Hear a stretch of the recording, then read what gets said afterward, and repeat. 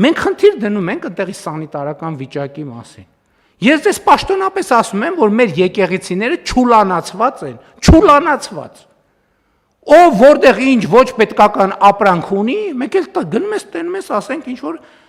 ավելացած մետլախ, պարկով ցեմենտ, ապալովկի հին կտորներ, ենթադրենք բան արմատուրայի բան հին ժանգոտ կտորներ, ասենք մտնում ես մարդը ինչի համար է եկեղեցի մտնում ինչ որ հոգևոր հաղորդակցության ունենալու, չէ՞։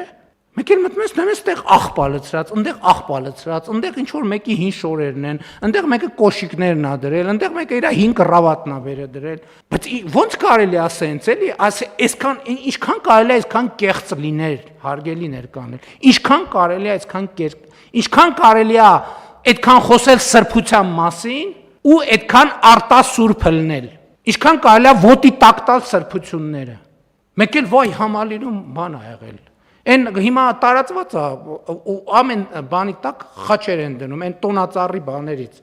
Ընդ որում ոչ մեկ չի հետևում, ես շատ ուշադիր հետևում եմ։ Մի ամսից այդ լուսերի կեսը խփում է։ Ոչ մեկ էլ չի մտածում, որ դա պետքա փոխել։